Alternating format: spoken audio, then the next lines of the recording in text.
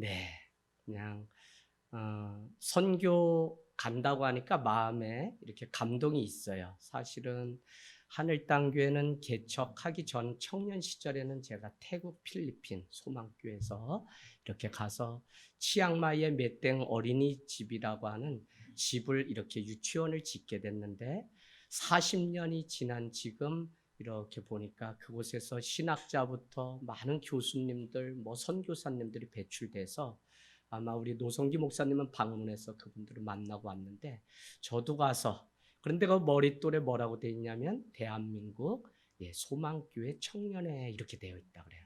그래서 가보고 싶은 마음이 늘 있는데 개척하면 선교해야지 하는 마음이 늘 있었는데 10년 동안 그동안 무슨 일을 했냐면 국내에서 우리가 비전 트립을 좀 준비하고 그래서 산과 들과 섬으로 아이들을 이끌고 10년 동안 계속 다녔습니다.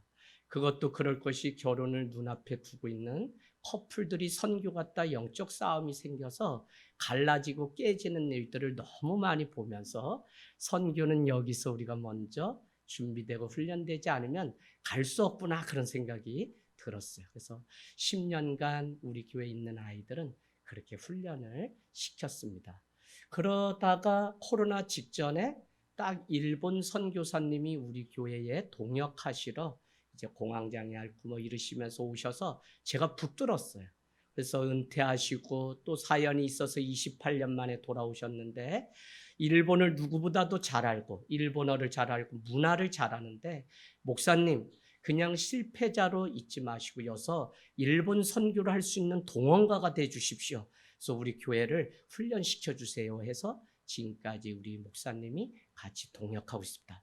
그래서 첫 해에 그 꽃들도부터 해가지고 일본 찬양들을 여러 곡 준비하고 매 예배 때마다 사람들이 불편해하는데 21명이 신청해서 이렇게 가게 되었습니다. 그럼에도 불구하고 일본과 한일 관계가 좋지 않아서 오지 말라고 교회에서 그렇게 연락이 와서 한 사람당 당시 9만 원씩 손해를 보고 이렇게 티켓팅을 취소하는 일들이 있었어요. 그래서 하늘땅교회는 비로소 13년 만에 이번에 10명 신청한 우리 친구들과 함께 처음 가는 일이기 때문에 어느 때보다도 마음에 감동도 있고 좀 잘 준비해서 가고 싶고 그러면서도 우리가 가고 싶어서 갈 수 있는 게 아니라 하나님이 보내시고 여건 모든 일들을 준비하셔야만 갈 수 있구나 하는 마음들이 제 마음 안에 들었습니다.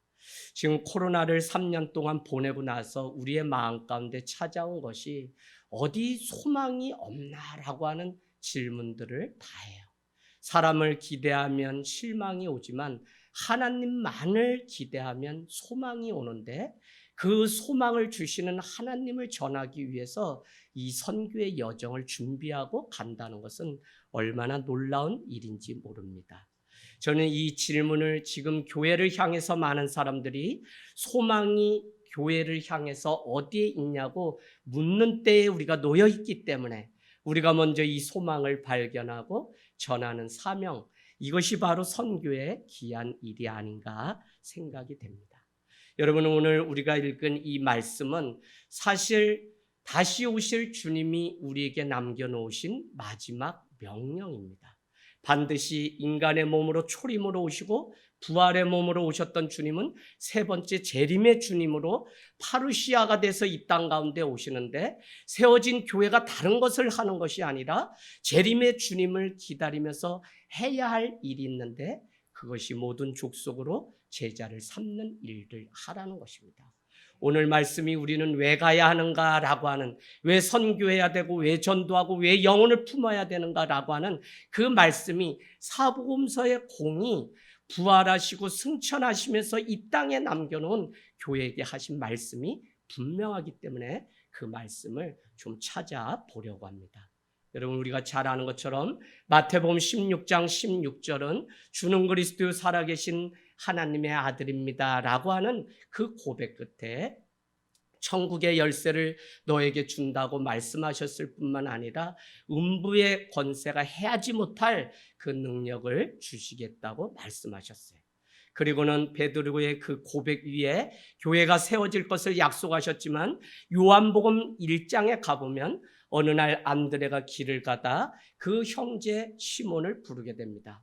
형님, 내가 길에서 예수 그리스도 메시아를 만났는데 그분을 따라가면 어떻겠습니까? 라고 했을 때 그는 따르지 않았다는 것입니다. 그럼에도 불구하고 예수님은 시몬을 향하여 이렇게 말씀하죠. 너는 장차 게바라, 이는 번역하면 베드로라. 그래서 우리가 잘 아는 것처럼 베드로는 반석입니다.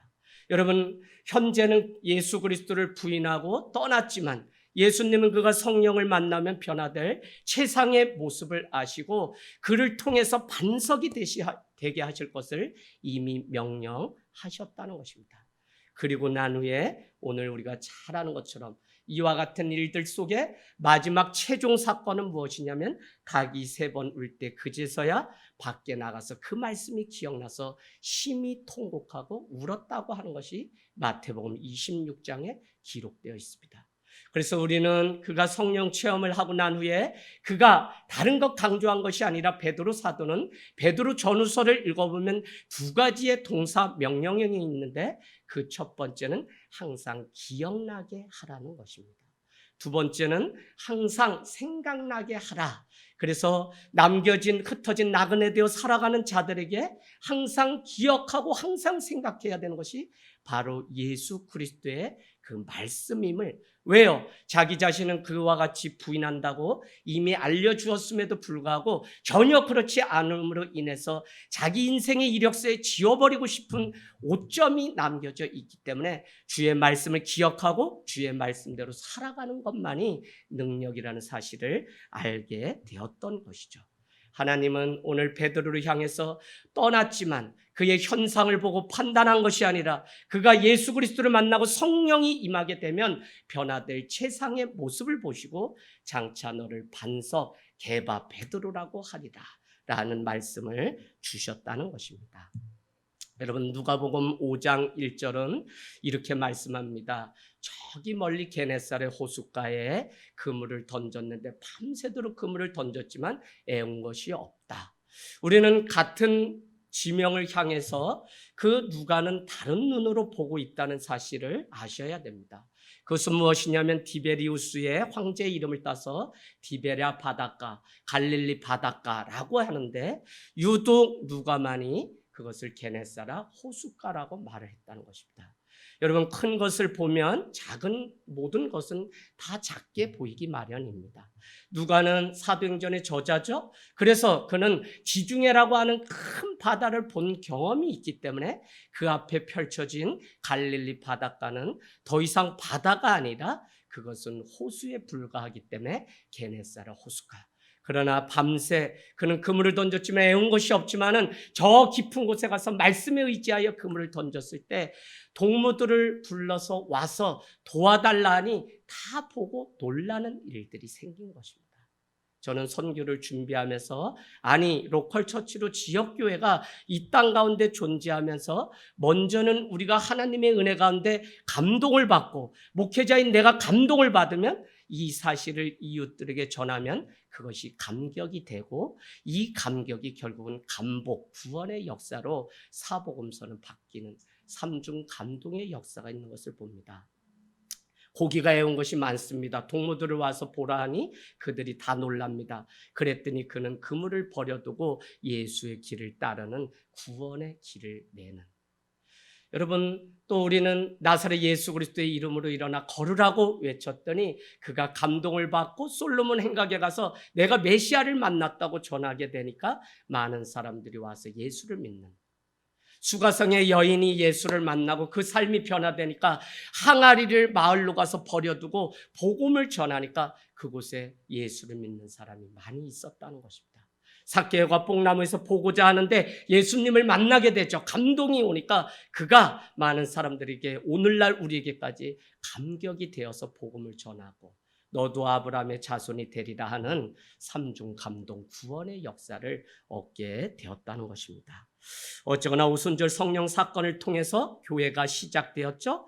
그래서 우리는 잘 아는 것처럼 만민이 기도하는 집, 120명의 사람을 중심으로 교회가 시작되는데, 교회라고 하는 용어는 아나니아 삽비라를 통해서 그가 사도들 발 아래 둔 것이 아니라 성령을 해방하고 속임으로 인해서 사도행전 5장 11절에 보면 온 교회가 두려워 떨었다라고 하면서 에클레시아, 교회라고 하는 단어가 비로소 나오게 됩니다. 그렇다면 이 세워진 교회, 오늘날 우리가 주님 오실 날까지 기다려야 되는 이 교회를 주님은 왜 베드로를 통해 약속하셨고 세웠느냐 하는 것입니다. 다시 오실 주님을 우리가 손발 놓고 그냥 기다리면 될까요? 그렇지 않은 것이죠. 그래서 사복음서는 승천하시면서 이 땅에 남겨놓은 교회와 성도들에게 마지막까지 지킬 것을 말씀하시는데, 그 첫 번째가 최초의 복음서인 마가복음 16장 15절, 가장 마지막 장입니다. 마가복음 16장 15절 뭐라고 얘기하냐면 너희는 온 천하를 다니며 만민에게 복음을 전파하라. 여러분, 복음 전파하는 것이 이 땅 가운데 남겨진 교회가 감당해야 될 마지막 사명입니다. 선교하라는 것이죠.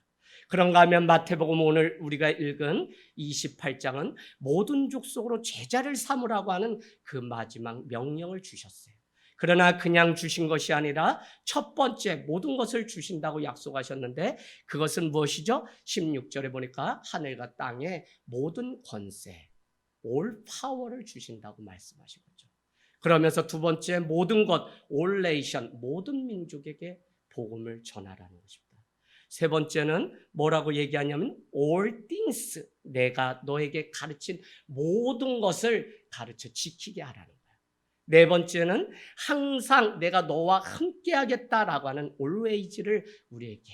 그래서 그냥 나가서 복음 전하라는 것이 아니라 주님은 분명하게 우리에게 모든 권한과 능력과 채우시고 모든 열방을 품고 나갈 것을 우리에게 명령하셨다는 것입니다. 여러분, 대만 선교 그냥 갈 수 있는 나라, 그러나 우리 교회에서도 걱정해요. 왜 그러냐면 중국이 누가 이렇게 괴롭혀서 어렵지 않냐, 마지막이 되는 거 아니냐, 그래서 더 가고 싶은 마음도 있습니다. 그럼에도 불구하고 주께서 모든 능력과 하늘과 땅의 권세를 우리에게 주셨기 때문에 주셔야만 우리가 갈 수 있음을 먼저 고백하게 됩니다. 세 번째는 누가복음 24장 48절. 누가복음은 사도행전과 연결되죠. 그래서 가장 좋아하는 단어가 위트니스라고 하는 증인이라는 단어입니다. 그래서 사도행전에도 1장에 보면 성령 충만함을 받고 온 유대 사마리아 땅끝까지는 내 증인이 되리라고 말씀하셨죠. 그래서 누가복음 24장 48절은 너희는 이 모든 일의 증인이다라고 말씀하고 있습니다. 증인은 무엇이죠? 예수 그리스도의 삶과 죽음과 부활을 본 것으로 끝나는 것이 아니라 나가서 전해야 됩니다. 그렇다면 우리가 줄 것이 있을까? 내 안에 예수 그리스도를 만난 이 감동이 있을까? 저는 우리 아이들 모여서 이렇게 가지만 하나의 프로그램이 아니라 정말 줄 것을 우리가 먼저 준비하고 가는 시간이 되기를 원합니다. 우리 목회자들도 늘 갔던 곳이라도 다시 한번 우리가 주님의 이 복음을 준비해서 내가 먼저 무장해서 갈 수 있는 시간, 그것 때문에 오늘 모여서 같이 기도하고 함께 가는 줄로 믿습니다. 시간은 잘 간다, 그죠? 요한복음 21장. 부활하신 주님은 갈릴리 바다로 흩어진 제자들에게 나타나셔 생선을 드시고 조반을 드시면서 그들에게 이렇게 묻습니다. 요한의 아들 시몬아, 내가 다른 것보다 나를 더 사랑하느냐?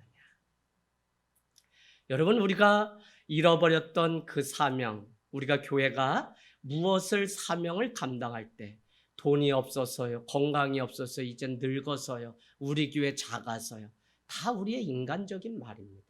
그래서 저는 우리가 이 선교를 준비하면서 정말 하나님의 마음, 하나님의 시선을 옮겨놓는 이 선교, 더구나 창세기 2장 3절은 안식 후 첫날 우리 인간에게 뭘 줬냐면 복을 주었다고 말씀하는데, 그 블레싱을 전파하고 전하는 것이 바로 선교의 목적이 아닐까요?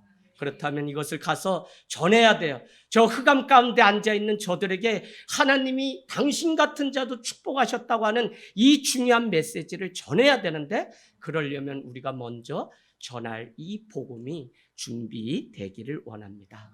그래서 다른 건 묻지 않고 주님은 너는 다른 것들보다 나를 더 사랑하느냐. 다시 우리가 사명 가운데 선교의 현장 가운데 갈 수 있는 유일한 이유는 다른 것 없고 이 한 가지인데 주님만을 사랑하는 그 마음만 우리에게 있으면 우린 가서 전할 수 있는 것이지 우리가 이것도 있고 저것도 있고 많은 거 준비해야 돼요. 그럼에도 불구하고 더 본질은 무엇이냐? 정말 주님을 사랑하기 때문에 이 사랑을 전해서 나가는 잔치인지를 천국 잔치하러 가는 것인데 정말 우리가 주님의 그 사랑을 전하는 그 잔치가 되길 원합니다.